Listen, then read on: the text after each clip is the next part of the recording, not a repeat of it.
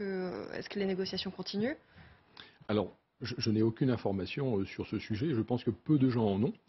Ce qui est clair, c'est que la livraison de patriotes serait un signe politique assez fort de la part des États-Unis, parce que, si vous voulez, à chaque fois que vous livrez un système d'armes d'une qualité et d'une performance supérieure à ce que l'ennemi peut avoir ou ce que vous-même, vous disposez, c'est effectivement un marqueur.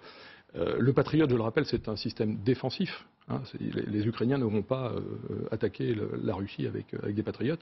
C'est un système antiaérien de longue portée, comme on dit. Hein, c'est-à-dire qu'il est capable de toucher un missile de croisière ou un avion à entre 80 et 100 km. Et avec ce système, vous créez ce qu'on appelle une bulle d'interdiction autour d'une zone à protéger. Bon. Je vous invite à regarder la carte de l'Ukraine et je vous invite à calculer le nombre de batteries de patriotes qu'il faudrait pour protéger complètement l'Ukraine. C'est au-delà des capacités des pays de l'OTAN à livrer le nombre de batteries nécessaires. Donc, certes, ce sera un marqueur politique, mais derrière, il faut qu'il y ait la quantité.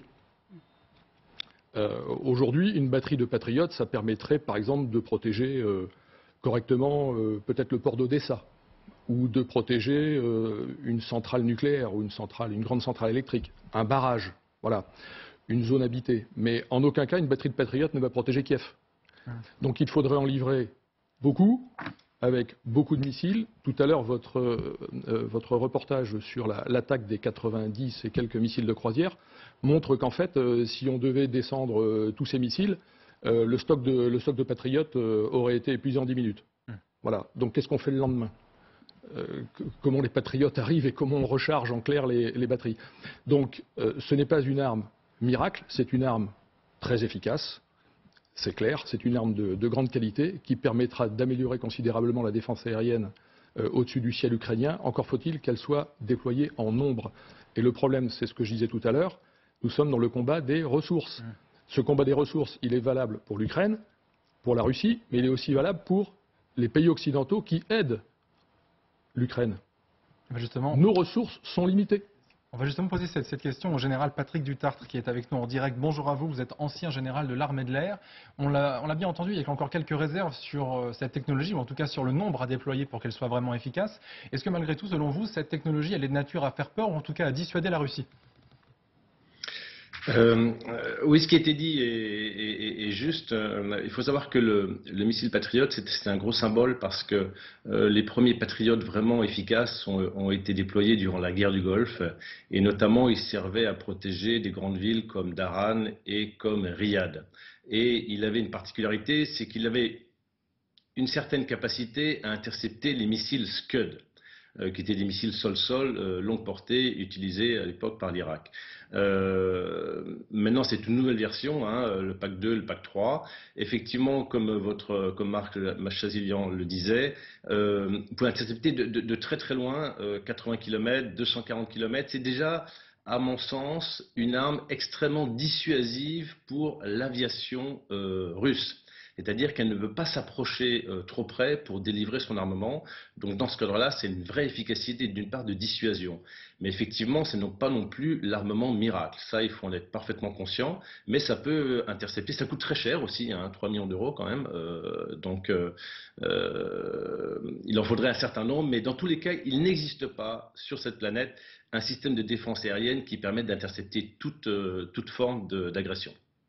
Général Dutartre, on sait que ces patriotes, justement, sont une ligne rouge pour la Russie. D'après vous, comment le Kremlin pourrait réagir si jamais on envoyait, en tout cas si les États-Unis envoyaient des patriotes en Ukraine?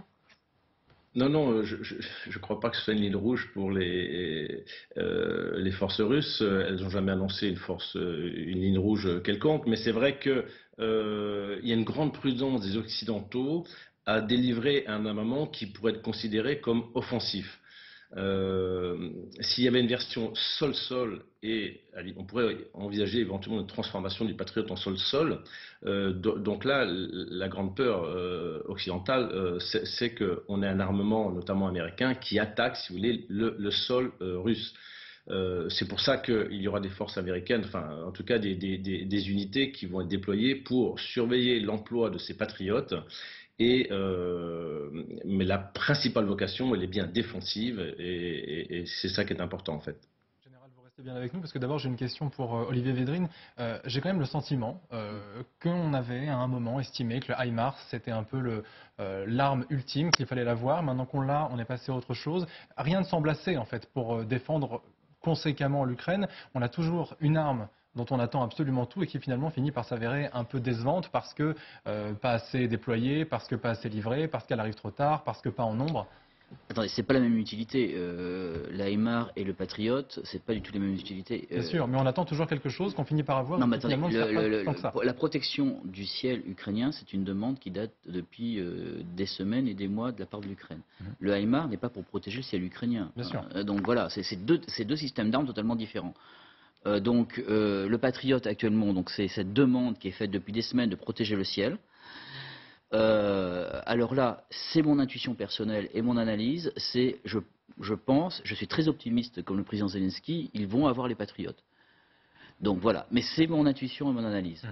Et je pense que si Poutine, parce que Poutine a parlé d'une ligne rouge, mais à chaque fois qu'il a parlé d'une ligne rouge, bon, ça n'a pas changé grand-chose. Les frappes sur la Crimée, c'était une ligne rouge, ils ont quand même frappé. Donc voilà. Donc attention, faut pas. Je veux dire, si on veut vaincre entre guillemets Poutine, il ne faut surtout pas en avoir peur. Il ne faut surtout pas relayer sa propagande. Il ne faut surtout pas rentrer dans son jeu. Donc moi, je le dis, j'ai l'intuition, c'est mon analyse et ce que je pense, qu'ils vont avoir les patriotes. Voilà. Alors justement, je me retourne vers vous, Général Dutartre. On l'a bien dit ici avec les propos d'Olivier Védrine. Oui, c'est vrai, ça fait longtemps qu'on demande un système antiaérien complet, notamment grâce à ce système Patriot. Pourquoi est-ce qu'on aurait autant tardé, bien sûr, si tout cela se met en place, ce qui n'est pas confirmé? Pourquoi est-ce qu'on a attendu autant de temps si manifestement vous dites que ça n'est pas forcément une ligne rouge pour Vladimir Poutine? Parce que c'est un armement assez sophistiqué, très sophistiqué, et on a peur en fait toujours de porter le conflit, si vous voulez, au-delà des frontières ukrainiennes. Comme ce sont des missiles à longue portée quand même, qui peuvent aller jusqu'à 240 km, vous imaginez bien qu'on peut sortir assez facilement, et même suite à une interception, des débris qui pourraient tomber côté russe, comme ça avait été le cas d'ailleurs sur un missile solaire dont des débris étaient tombés côté polonais. Donc c'est un peu ça la réticence, mais je souscris ce que dit Olivier Védrine, j'ai absolument pas de doute que ces missiles seront déployés, mais c'est essentiellement une batterie. L'intérêt c'est de le positionner à des endroits différents pour que les forces russes ne sachent jamais à quel endroit ces patriotes seront déployés. Et puis je vous rappelle que depuis le premier jour, la grosse difficulté des forces ukrainiennes, c'est qu'ils ne maîtrisent pas le ciel parce que l'essentiel de leur aviation et de leur système de défense aérienne ont été détruits dans les 2 ou 3 premiers jours. Et c'est pour ça que depuis le début, ils réclamaient même une no-fly zone, mais ce n'était pas accepté, en tout cas par les Américains. Général, je me permets juste de faire réagir en plateau Christian Maigrelis. Est-ce que vous pensez que les États-Unis pourraient décider d'envoyer les patriotes, mais en disant, attention, interdiction de toucher la Russie? Ah, mais je pense que c'est comme ça que ça va se passer. Et je crois qu'il y aura même des assistants techniques américains qui seront là pour surveiller. Donc oui, ça sera la condition sine qua non. Et je pense que Zelensky le sait très bien et qu'il ne va pas se lancer dans une attaque américaine avec des patriotes, une attaque russe avec des patriotes. Est-ce qu'on pourrait imaginer que Vladimir Poutine sorte un peu de ses gonds parce que voilà, il a été repoussé dans ses retranchements et que ce serait l'étape de trop et que ça lui fasse commettre quelque chose d'assez fou finalement? Olivier Non, Védrine? je pense pas. Non, là, pas je pense pas que ça sera une ligne rouge et je pense pas que ça provoque plus que ce que nous avons actuellement, qui est l'horreur absolue. Ils ne peuvent pas faire plus. Non, ça va. Il n'y a pas de ligne rouge. Je vous l'ai dit simplement, je pense, et c'est mon intuition, que janvier-février, il va y avoir une offensive russe qui n'aura rien à voir avec une réaction sur les patriotes, qui est déjà programmée, à mon avis, et qui est, je l'ai dit, submergée par le nombre l'armée ukrainienne. Point. Oui, je suis tout à fait d'accord avec vous. Ce qui se passe au niveau, je reste sur le droit international et sur la Charte des Nations Unies, les États ont une obligation, c'est de mettre fin à ce qu'on appelle, dans un terme très cosmétique, à mettre fin à la rupture de la paix. Alors après, il reste à savoir comment dans cette configuration actuelle. On sait très bien aujourd'hui que cette guerre, elle est mondiale.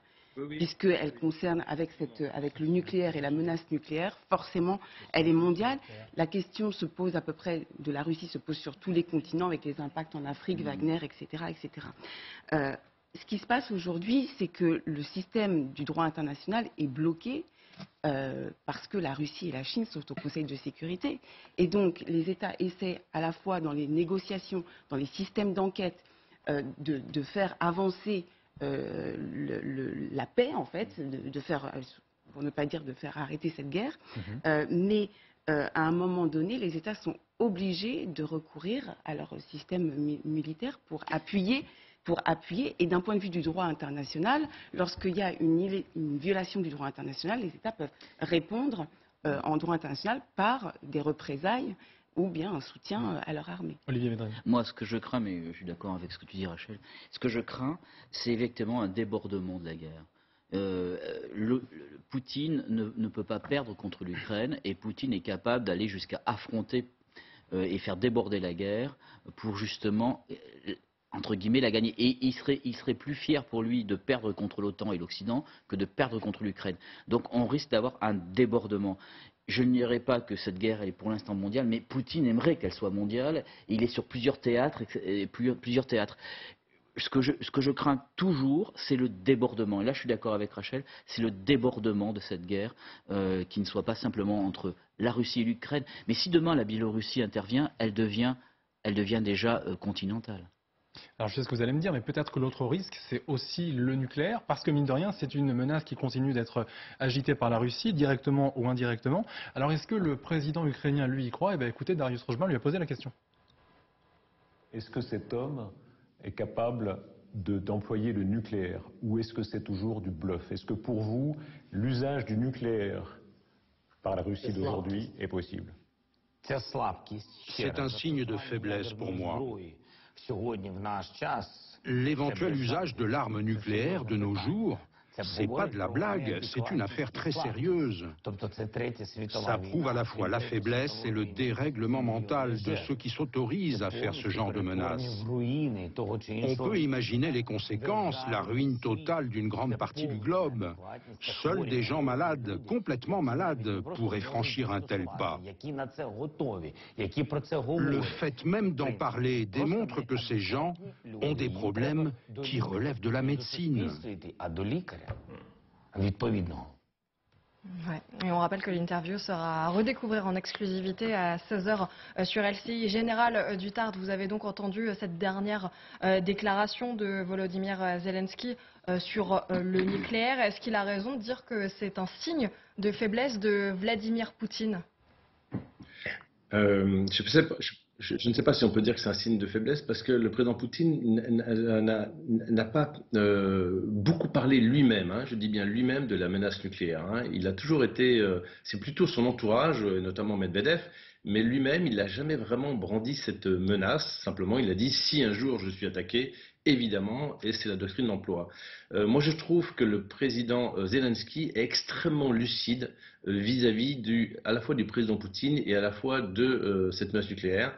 Il dit que c'est une affaire très sérieuse et que je souscris complètement à son idée, c'est-à-dire que moins on en parle, mieux on se porte, et c'est absolument incroyable d'imaginer que quelqu'un sur cette planète peut envisager de détruire à lui tout seul ou mettre en péril la moitié de la planète.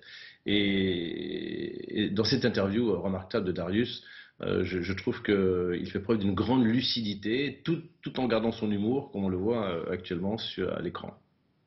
S'interroger aussi sur la rhétorique, Rachel Kahn, parce que ça nous a d'ailleurs tous fait sourire ici en plateau. Il dit quand même que ça relève de problèmes médicaux concernant Vladimir Poutine. Est-ce que là, on n'est pas en train de reprendre une espèce de rhétorique toute russe qui consistait à dire que Volodymyr Zelensky, rappelez-vous, était soi-disant un méchant drogué? On est encore là dans la décrédibilisation finalement du personnage et de la nation. Oui, bien sûr. Alors je ne sais pas si c'est la rhétorique russe, je pense que c'est humain et compte tenu du réel et compte tenu de ce qui pèse sur nous. Je ne suis pas tout à fait d'accord avec vous sur le fait qu'on ne soit pas dans une guerre mondiale. Oui. Parce qu'en fait, on est quand même dans une guerre qui concerne l'ensemble des États. Et d'ailleurs, il y a des sanctions qui sont déclarées par le Conseil d'Europe, par le Parlement européen. Alors sur la rhétorique, c'est intéressant parce que de toute façon, il parle aussi à sa population. Et donc, il doit absolument décrédibiliser Vladimir Poutine. Après, c'est pas parce qu'il est fou qu'on ne doit pas le prendre ses mots et ses actes avec un grand sérieux pour pouvoir répondre. Olivier Védrine. Alors, elle peut devenir mondiale. Elle est sur le chemin. Voilà, ça c'est clair. Hein. Je suis Processus. d'accord avec toi, Rachel, elle est sur le chemin. Le problème, dites-vous bien, quand j'étais en Pologne pour cette réunion justement du Parlement des dissidents, actuellement, Poutine, c'est un homme qui régulièrement change tout le staff du Kremlin. Chaque mois, il y a plusieurs centaines de personnes qui sont changées par paranoïa. Donc on a quelqu'un en face de nous qui est paranoïaque, qui est hypochondriaque. Donc par définition, il a un profil psychologique quand même de trouble. Donc, mais il n'est pas le seul à gouverner. Même s'il décidait d'appuyer sur le bouton, il y a quand même tout un processus. Donc là aussi, je pense aussi, je suis d'accord avec le général Duttart, il faut garder la tête froide et surtout ne pas rentrer d'en parler, etc. Voilà. Donc il n'est pas le seul à décider, Poutine. Voilà. Vous avez totalement raison de parler de ces généraux parce que justement, on vient de recevoir un extrait de Vladimir Poutine qui était face à ces généraux dans son QG à Moscou et il a tenu à leur adresser la parole comme pour leur dire allez-y, maintenant c'est à vous de jouer, j'attends vos propositions, écoutez. Nous allons entendre aujourd'hui les commandants de chaque zone opérationnelle et j'aimerais entendre vos propositions sur nos actions à court et moyen terme. Bon, qu'est-ce qu'on peut déduire de ça? Ça veut dire qu'il est en train de rejeter un petit peu la faute sur ses généraux? Non, il est dans son rôle. C'est un rôle historique en Russie, c'est le tsar et les boyards. Donc le tsar ne veut pas, le tsar n'a jamais tort, donc il va déléguer au maximum et de toute façon c'est les généraux qui feront fusible. Donc j'attends vos propositions, ça veut dire si jamais ça ne marche pas, c'est vous qui faites fusible, c'est vous qui disparaissez. Donc là il est dans son rôle de nouveau tsar et qui va dire à ses généraux, proposez-moi une stratégie. Si ça ne marche pas, moi je n'aurai jamais tort, mais alors vous serez limogé. C'est dans le pur héritage de l'histoire russe. Oui. Ce que j'allais dire, Christian Migrelis, c'est quand même extrêmement gonflé quelque part de dire ça, parce que ça veut dire que la ligne de commandement, on la connaît, c'est toujours Vladimir Poutine au-dessus qui décide de tout. En revanche, quand les choses ne vont pas, ce sont les généraux qui prennent alors qu'ils n'ont rien décidé d'eux-mêmes. Oui, mais je rejoins ce que vous disiez, c'est la tradition russe. Pure et dure, c'est la tradition tsariste de l'autocratie. L'autocrate n'a jamais tort. Ça n'est que la base qui a tort. Ce sont ses collaborateurs qui ont tort. Lui ne peut pas avoir tort. Et on l'a vu au début de la guerre de 14, alors que le tsar était encore au pouvoir. Il perdait des batailles, mais il n'était pas responsable. Il y a beaucoup de parallèles entre le dernier tsar de Russie et Poutine. Dans justement ce côté militaire, stratégique et défaite. Voilà. Marc Chassilan, vous partagez aussi cette analyse? Oui, moi j'essaie de faire un petit parallèle avec l'histoire à l'époque où l'armée rouge s'était pris, pardonnez-moi l'expression, branlé sur branlé entre juin et octobre 41, et où la conduite des opérations n'avait pas été très heureuse, on va dire ça comme ça. Et Staline, tout autocrate, alors je ne sais même pas qu'on peut se qualifier Staline, hein, il est au-dessus du lot hein, pour tout le monde, il est hors concours.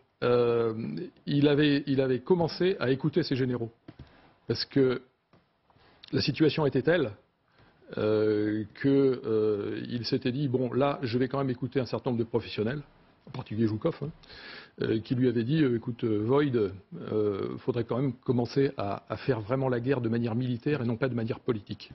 Voilà. Et peut-être que Poutine essaie de trouver auprès d'un certain nombre de professionnels, parce que je rappelle que dans l'armée russe, il n'y a pas que des nuls. Je voudrais quand même contrebattre ce genre d'idées qui traînent un peu partout.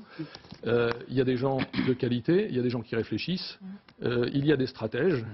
Ils ne sont pas forcément écoutés. Je pense que maintenant, ils vont l'être. Et que Poutine, de manière prudente, parce qu'il est quand même, il a beau avoir tous les défauts qu'on lui qu'on lui trouve.